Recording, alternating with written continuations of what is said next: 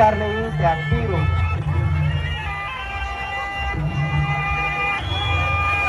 បង្គោលក្រហមគឺឈ្មោះសុនសុកលៀបគីឡូ44កំពុង1.53ម៉ែត្រអាយុ14ឆ្នាំនៅភូមិសេដាឃុំសំឡុងស្រុកសក្កដាខេត្តកណ្ដាល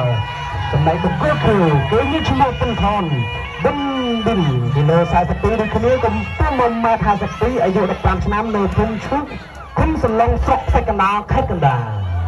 គឺនេះគឺជាគំនិតគ្នាໄວបង្គោលក្រហមញាក់បង្គោលខៀវញាក់គូនេះទាំងពីរស្ដាប់ទី1អូវៃគ្មានទេទៅអើយក្បាច់ម៉ែចូលហើយទេមកជើងខ្លួនដល់កាទៅកូនមកដល់ពីកូនដល់កូននៅទីហួទីកូនលើមកចិនចាក់កាទៅមួយកាទៅពីកូនកាទៅមកដល់ពីកូនដល់ឲ្យទៅមកដល់ពី3ហើយអត់មានណាបញ្ញាក្រៅទេបានគឺទេលើពីកូនខ្លួន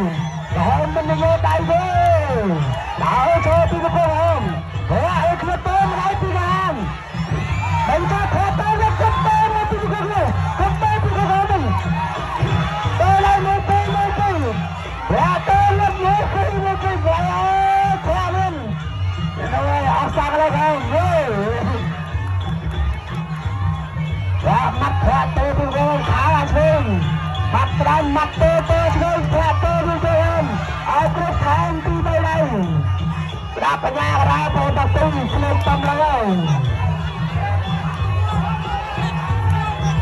អូអត់ទេអីយ៉ាអត់មកក៏ហៅមកមកទៅ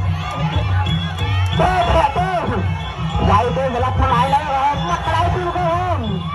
ទៅចាស់ទៅទៅទៅតាមតាទៅទៅ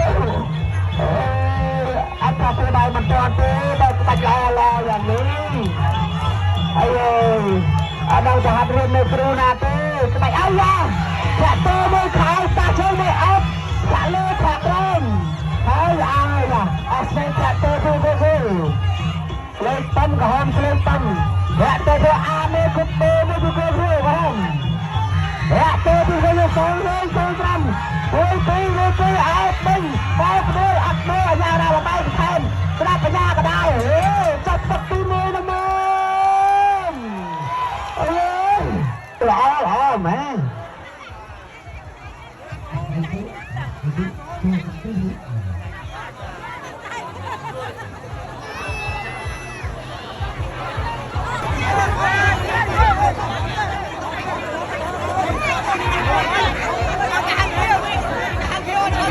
គាត់ទេគាត់ភ្នែកឡើងសស្លេតអស់បូនគាត់គៀងអស់ហើយហ្នឹងបាទយើងទុកអាក្រហមមិនតែឯងមកទឹកសតតែគាត់មិនអត់ទុកកម្លាំងក្រហមគាត់គិតតែយើង